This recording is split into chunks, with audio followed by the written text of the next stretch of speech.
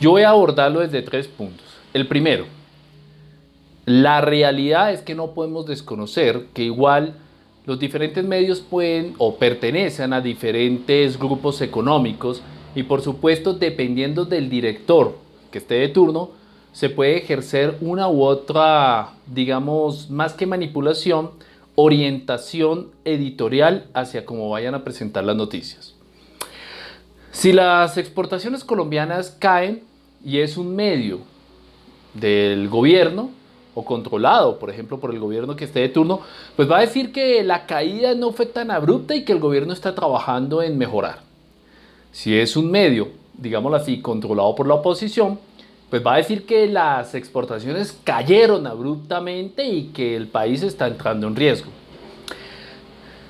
Pero ambas podría decirse que son verdad, porque se está reconociendo que las exportaciones están cayendo. Entonces, ¿qué es lo que sucede y cuál es la invitación?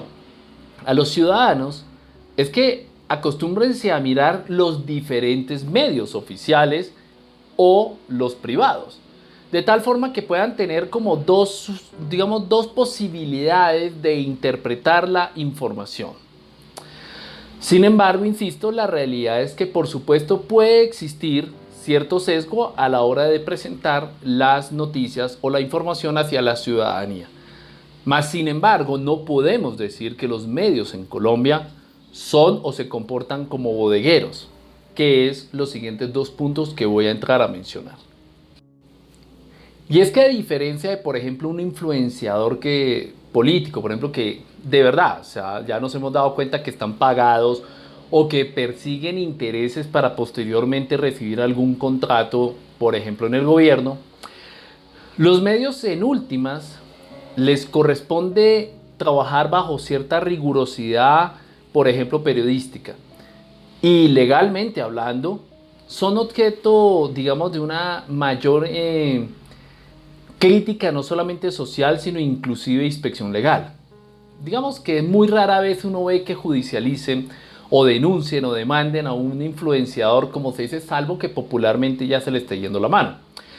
Pero en cambio, un medio como Caracol, Semana, RCN, El Colombiano, en fin, la W, o sea, donde llegan a cometer tan solo un error en dar una cifra falsa, en decir algo que judicialmente no sea demostrable, ellos son los primeros en ser demandados o denunciados por calumnia, injuria, en fin.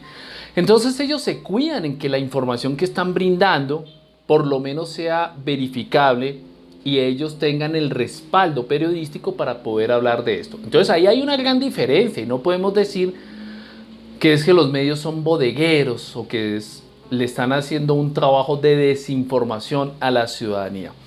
Pero ojo, entonces la pregunta es, ¿por qué razón hoy en día en la ciudadanía algunas personas están diciendo constantemente esto? No, es que Caracol, RCN desinforma, Semana, en fin, o sea, más allá de los sesgos políticos que puedan tener, vamos al tercer punto.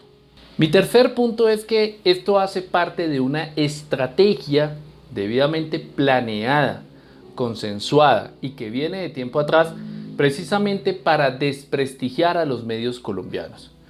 Esto viene del más antiguo manual de, por ejemplo, el comunismo al estilo de Lenin, de todas estas actividades de agitación y propaganda que utilizaron los medios que ellos controlaban para poder manipular la opinión pública.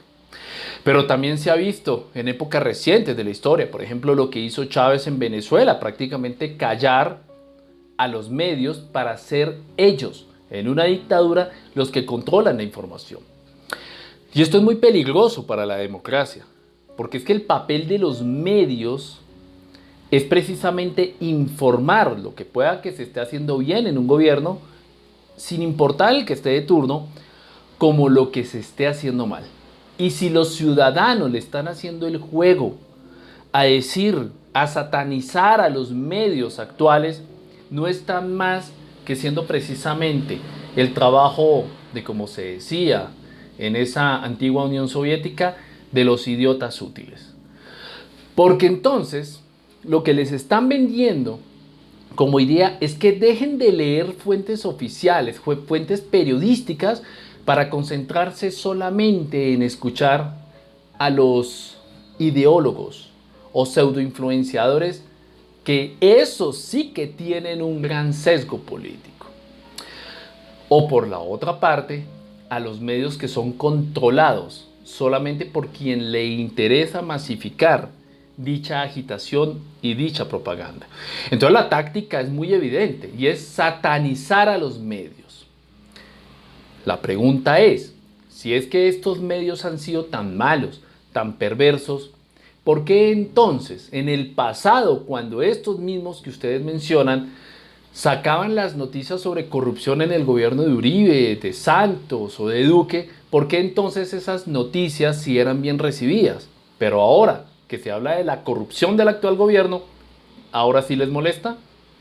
No caigan, por favor, en esa táctica de satanizar a los medios. Seamos críticos. Yo mismo he hecho videos en el pasado donde digo, no, espera un momento, aquí no se está haciendo objetivo en cuanto a un medio, o se está haciendo amarillista.